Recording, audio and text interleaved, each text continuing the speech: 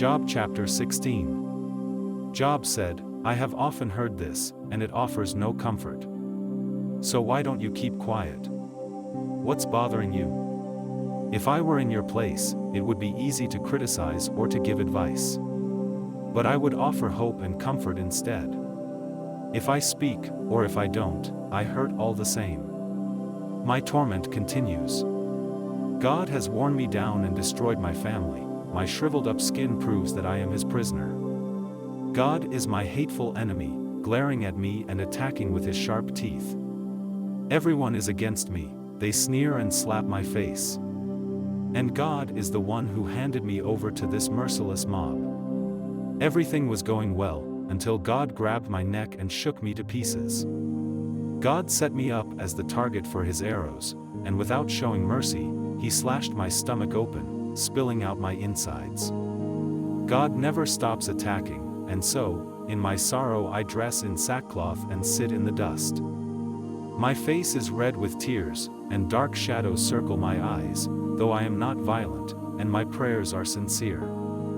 If I should die, I beg the earth not to cover my cry for justice. Even now, God in heaven is both my witness and my protector. My friends have rejected me, but God is the one I beg to show that I am right, just as a friend should.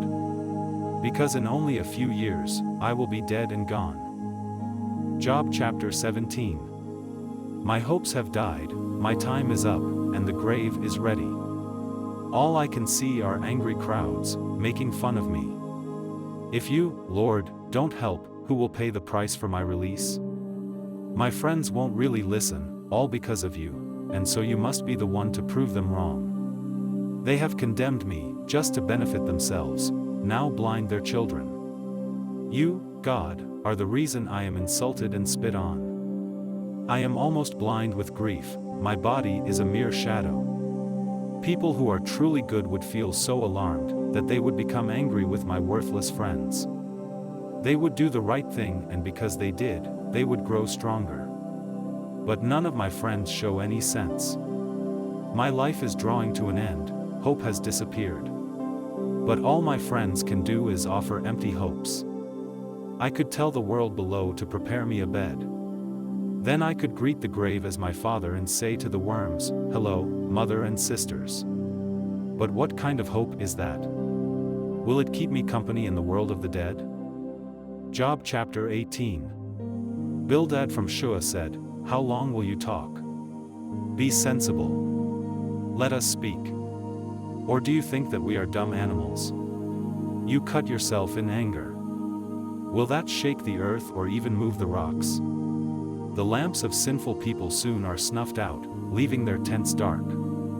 Their powerful legs become weak, and they stumble on schemes of their own doing. Before they know it, they are trapped in a net, hidden along the path. Terror strikes and pursues from every side. Starving, they run, only to meet disaster, then afterwards to be eaten alive by death itself. Those sinners are dragged from the safety of their tents to die a gruesome death. Then their tents and possessions are burned to ashes, and they are left like trees, dried up from the roots. They are gone and forgotten, thrown far from the light into a world of darkness, without any children to carry on their name. Everyone, from east to west, is overwhelmed with horror. Such is the fate of sinners and their families who don't know God. Job chapter 19. Job said, how long will you torture me with your words? Isn't 10 times enough for you to accuse me? Aren't you ashamed? Even if I have sinned, you haven't been harmed. You boast of your goodness, claiming I am suffering because I am guilty. But God is the one at fault for finding fault with me. Though I pray to be rescued from this torment, no whisper of justice answers me. God has me trapped with a wall of darkness and stripped of respect. God rips me apart, uproots my hopes, and attacks with fierce anger, as though I were his enemy. His entire army advances, then surrounds my tent. God has turned relatives and friends against me, and I am forgotten. My guests and my servants consider me a stranger, and when I call my servants, they pay no attention. My breath disgusts my wife, everyone in my family turns away. Young children can't stand me, and when I come near, they make fun. My best friends and loved ones have turned from me. I am skin and bones, just barely alive. My friends, I beg you for pity. God has made me his target. Hasn't he already done enough? Why do you join the attack? I wish that my words could be written down or chiseled into rock. I know that my protector lives, and at the end he will stand on this earth. My flesh may be destroyed, yet from this body I will see God. Yes, I will see him for myself, and I long for that moment. My friends, you think up ways to blame and torment me, saying I brought it on myself. But watch out for the judgment, when God will punish you. Job chapter 20. Zophar from Naamah said, "Your words are disturbing, now I must speak. You have accused and insulted me, and reason requires a reply. Since the time of creation, everyone has known that sinful people are happy for only a while. Though their pride and power may reach to the sky, they will disappear like dust, and those who knew them will wonder what happened. They will be forgotten like a dream and vanish from the sight of family and friends. Their children will have to repay what the parents took from the poor. Indeed, the wicked will die and go to their graves in the prime of life. Sinners love the taste of sin, they relish every bite and swallow it slowly. But their food will turn sour and poison their stomachs.